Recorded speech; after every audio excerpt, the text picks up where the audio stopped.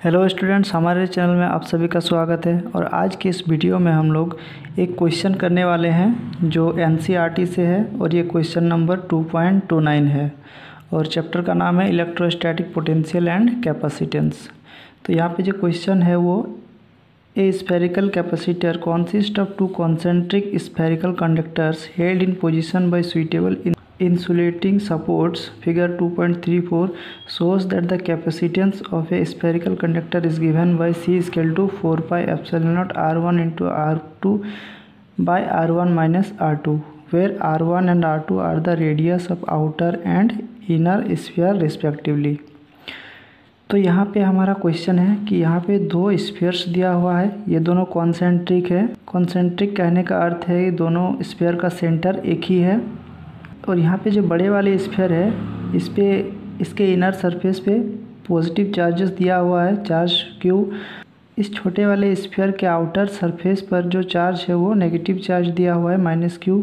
तो हमको यहाँ पे प्रूव करना है कि इस कैपेसिटर का जो कैपेसिटेंस होगा वो C equal to 4 pi epsilon naught R1 into R2 R1 minus R2 के बराबर होगा। ठीक है, तो बच्चों इस क्वेश्चन को सॉल्व करते हैं। तो हम लोग जानते हैं कि कैपेसिटेंस निकालने के लिए C equal to Q by V का फॉर्मूला होता है। तो हम लोग इस वाले स्फीयर पे पोटेंशियल डिफरेंस कैलकुलेट करेंगे, फिर टोटल चार्ज से डिवाइड कर देंगे तो मेरा कैपेसिटेंस मिल जाएगा यहाँ पे। तो यहाँ से सबसे पहले हम लोग इस स्फीयर को फिर से रीड्रॉ करते हैं। ये ड्रॉ कर लिया। इसके इनर सरफेस पे एक या इनर पार्ट पे भी एक स्फीयर है और इसका रेडियस है R2 और इस बड़े वाले जो स्फीयर का रेडियस है वो R1 दिया हुआ है। तो हम यहाँ पे एक गॉसियन सरफेस ड्रॉ कर लेते हैं। ठीक है, तो ये हो गया हमारा गॉसियन सरफेस। तो यहाँ एक हमने गॉसियन सरफेस बना लिया और मान लेते हैं कि इस गॉसियन सरफेस का जो रेडियस है वो R है। और इस फिगर से हम लोग देख सकते हैं कि इलेक्ट्रिक फील्ड का डायरेक्शन अंदर की ओर है, यानी बड़े वाले स्फीयर से छोटे वाले स्फीयर की ओर।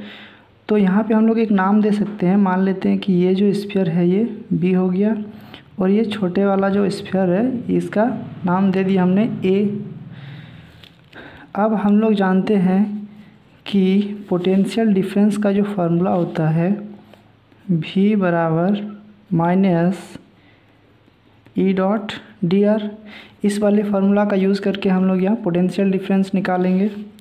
तो यहाँ पे हमको निकालना है potential difference between points B and point A।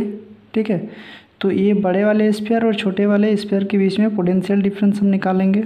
तो यहाँ पे हम लोग लिख सकते हैं कि potential difference between V and A, यहाँ पे इंटीग्रेशन का जो लिमिट होगा वो A से B की ओर होगा।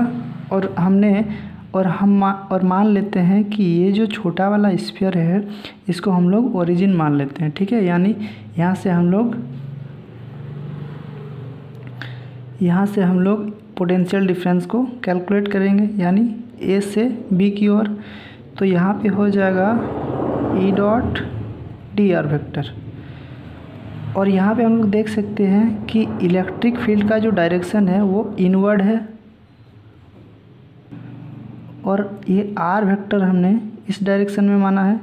तो इस डायरेक्शन में इलेक्ट्रिक फील्ड है और इस डायरेक्शन में R है। तो E डॉट dr जो है यहाँ पे A से B E वेक्टर और dr वेक्टर के बीच जो एंगल बन रहा है वो 180 डिग्री हो रहा है, यानी cos 180 डिग्री हम लोग लिख सकते हैं। तो यहाँ से हो जाएगा A to B और यहाँ पे ये हो जाएगा E dr cos 180 का वैल्यू -1। तो यहाँ पे ये वैल्यू हो जाएगा ये माइनस और ये माइनस कैंसिल हो जाएगा। तो A से B E इंटू dr। अब यहाँ पे जो हमारा लिमिट है, तो ये जो स्फीयर है A वाला स्फीयर इसका रेडियस R2 है और B वाले स्फीयर का जो रेडियस है वो R1 है। तो हम लोग R2 से R1 तक चलेंगे, यानी यहाँ पे जो इंटीग्रेशन लिमिट होगा वो R2 से R1 होगा।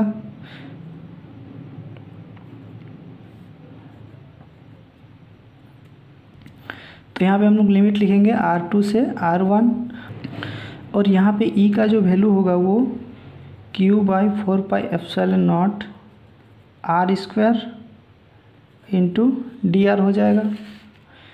तो फिर यहाँ से हम लोग लिख सकते हैं Q/4πε0 R2 से R1 1/r² इंटू dr।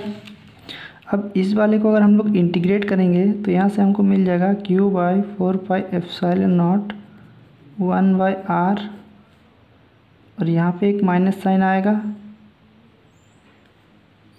और लिमिट हो जाएगा R1 इंटू R2। तो इस माइनस साइन को हम लोग बाहर निकालेंगे तो ये हो जाएगा Q/4πε0 1/r1 माइनस 1/r2, और यहाँ से हो जाएगा माइनस Q/4πε0 1, यहाँ पे हम लोग R1 और R2 को एलसीएम ले सकते हैं, तो R1 इंटू R2 हो जाएगा। यहाँ पे R2 माइनस R1 इस तरह से लिख सकते हैं।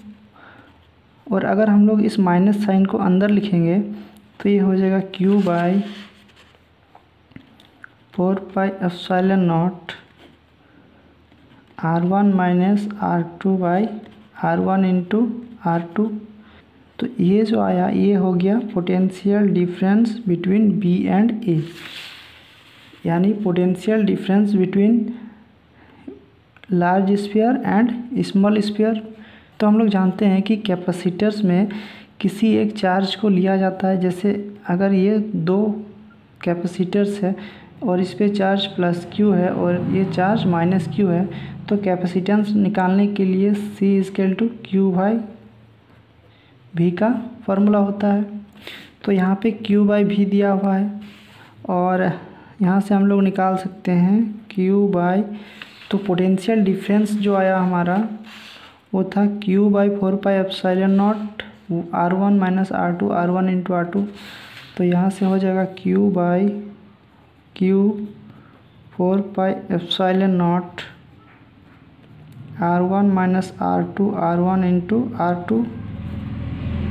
यहाँ से Q कट जाएगा तो ये हो जाएगा, ये 4πε0 ऊपर चल जाएगा, R1 R2 भी ऊपर, और ये R1 माइनस R2 नीचे आ जाएगा।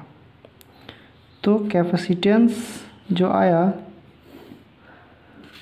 इस सिस्टम का, या दो कॉन्सेंट्रिक स्फीयर का जो कैपेसिटेंस आया C/4πε0 R1 into R2 bye R1 minus R2, इस रिज़ल्ट के बराबर है जो हमको प्रूव करना था। तो बच्चों, आई होप कि ये वीडियो आपको समझ में आ गया होगा। तो इस तरह के और भी वीडियोस के लिए हमारे इस चैनल को सब्सक्राइब कर लीजिए और लाइक और कमेंट ज़रूर करें। Thank you.